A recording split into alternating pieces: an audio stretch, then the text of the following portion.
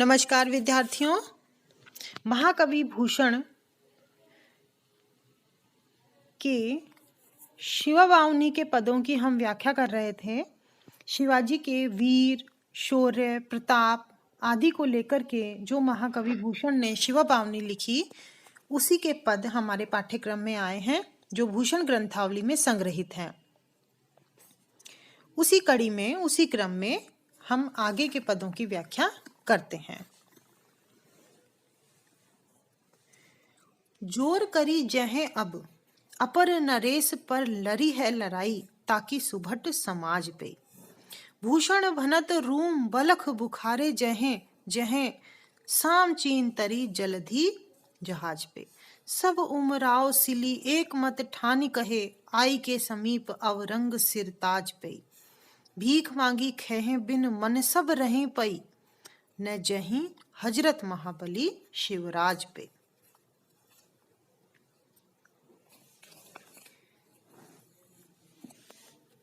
प्रस्तुत पद्यांश में भूषण ने शिवाजी की वीरता, उसके शौर्य का चित्रण किया है और उनके भय से, जो शत्रु पक्ष में जो भय व्याप्त था, जो डर था, त्रास था, उसका चित्रण इसमें किया गया है कि जितने भी जो मुगल दरबार में जो भी अधिकारी थे, जो राजा थे, वो सब अब अपने अपने देश वापस जाना चाहते थे और शिवाजी के पास नहीं रहना चाहते थे। अर्थात वो शिवाजी से मुकाबला नहीं करना चाहते थे। भूषण कहते हैं कि जोर करी जहें अब अपर नरेश पर, अपर नरेश यानी अन्य राजा, कि शत्रु पक्ष के राजा कहने लगे कि अब अन्य राजा चाहे कितनी भी शिवाजी से लड़ाई करें, लड़ी है लड़ाई ताकि सुभट समाज पे। सुभट समाज अर्थात शिवाजी की सेना के लिए कहा गया है, जो पराक्रमी सेना है, उससे अन्य राजा अब युद्ध करें, लड़ाई करें, करते रहें, लेकिन अब शत्रु पक्ष कहता है कि हम अब नहीं करेंगे। भूषण भनत रूम बलख बुखारे जे हैं। जो भी राजा जो रोम से, बलख से, बुखारे से आए थे, वो अब वापस वहां जाना चाहते हैं। जहें साम चीन, वो शाम, चीन आदि तरी यानी पार करके जल्दी सागर जहाज पे, जहाज पर में बैठ करके वो समुद्र को पार करके और शाम चीन पहुंच जाना चाहते हैं। कहने का तात्पर्य है कि जो भी जहां जहां से बुलाए गए थे, वो सब अपने स्थान पर जाना चाहते हैं। अब वो सब शिवाजी से डर गए हैं, भयभीत हो गए हैं। सब उमराव मिली एक मत ठानी कहे।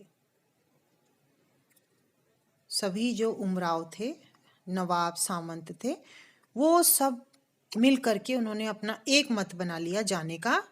आई के समीप अवरंग सिरताज पे, और अपने जो राजा है, शहंशाह है, उसके पास समीप आ गए और अपनी बात रखी।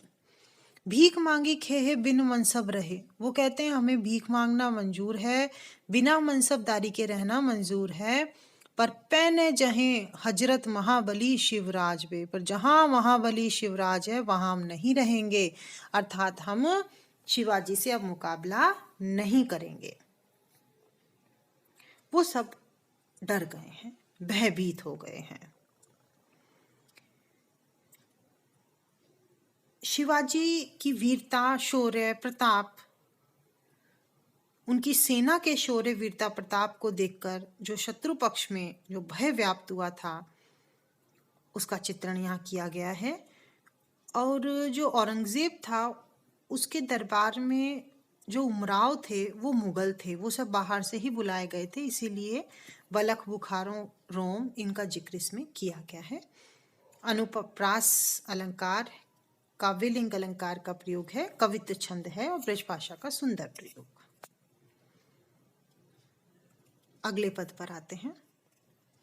सबन के ऊपर ही ठाड़ो रहीबे के जोग, ताही खरो कियो 6,000 के नियरे, जानी गैर मिसिल गुसैल गुसा धारी मन, तीनों ना सलाम ने बचन बोले सियरे, भूषण भनत महावीर बलकन लाग्यो, सारी पातशाही के उड़ाए गए जियरे, तमकते लाल मुख सिवा को निरखी बहे, स्याह मुख नौरंग सिपाह मुख पियर।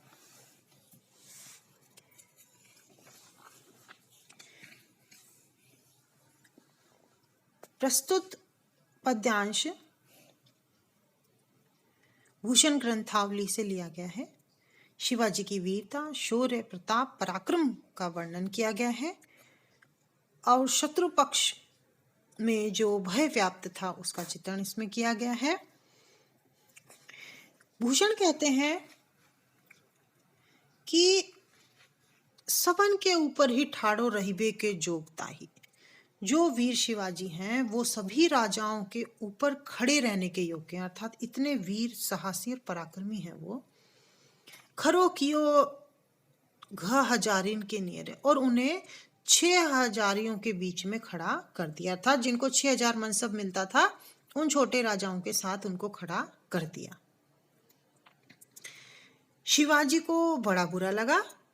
जानी गैर मिसिल, अपने आप को गैर मिसिल जान के यानी दूसरों के समान अपने आप को समझ के, गुसीले गुस्साधारी मन की न, उन्होंने अपने मन में गुस्सा धारण कर लिया, और ना सलाम ने वचन बोले सियरे, और राजा से को न सलाम किया और न ही ठंडे वचन बोले, अर्थात मधुरता से बोले भी नहीं,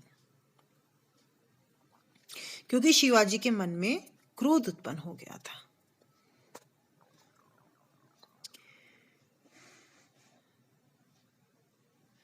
कवि आगे कहते हैं कि भूषण भनत महावीर बलकन लाग्यो,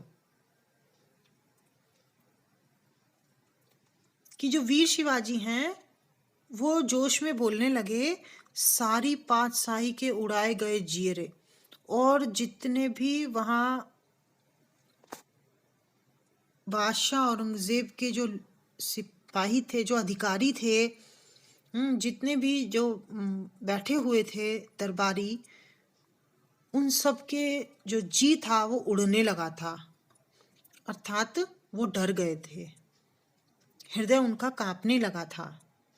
तमकते लाल मुख सिवा को निरखी भय, और शिवाजी का लाल क्रोधी मुंह को जैसे ही देखा, श्याम मुख नौरंग, नौरंग औरंगजेब के लिए आया, औरंगजेब का मुंह काला हो गया, और सिपाह मुख पियरे, और सिपाहियों के मुख पीले हो गए,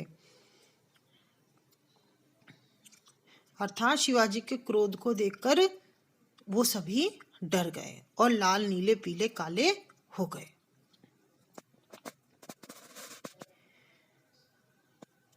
शिवाजी के औरंगजेब के दरबार में जाने पर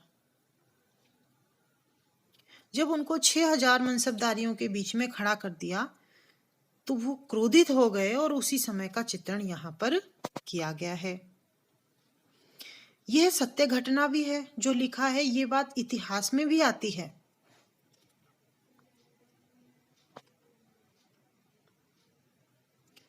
भूषण भनत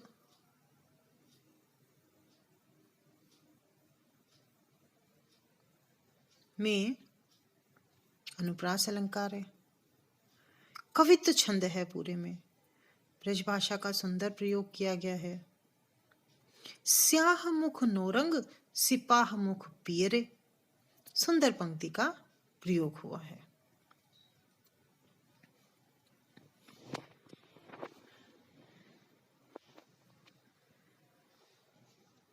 भूषण के काव्य की यह विशेषता है कि वो अतिशोक्ति के साथ भी अगर वर्णन करते हैं तो वह वर्णन हास्यास्पद नहीं लगता, उसमें वास्तविकता ही झलकती है। उसका एक कारण यह भी है कि उन्होंने अपने काव्य के जो पात्र बनाए हैं, जिनको लेकर के उन्होंने काव्य रचना की है, वीर शिवाजी और छत्रसाल दशक, दोनों का ही बड़ा ऐतिहासिक महत्व है। दोनों ही राजाओं का बड़ा ही मान सम्मान था।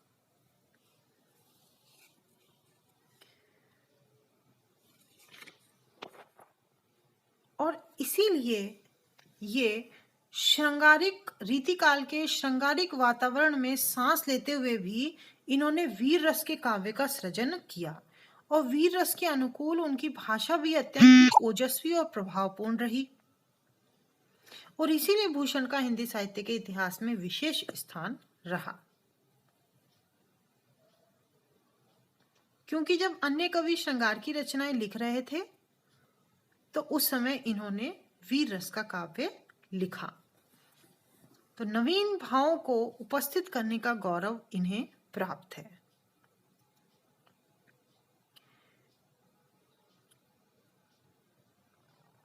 भूषण की जो रचनाएं हैं उनमें शिवा बावनी और छत्रसाल दशक का बहुत महत्वपूर्ण स्थान है। इनमें प्रथम काव्य में 52 छंद और द्वितीय में 10 छंद होने चाहिए, ऐसा इनके नाम से पता लगता है। अगले पद की व्याख्या हम अपनी अगली कक्षा में करेंगे। तब तक के लिए धन्यवाद।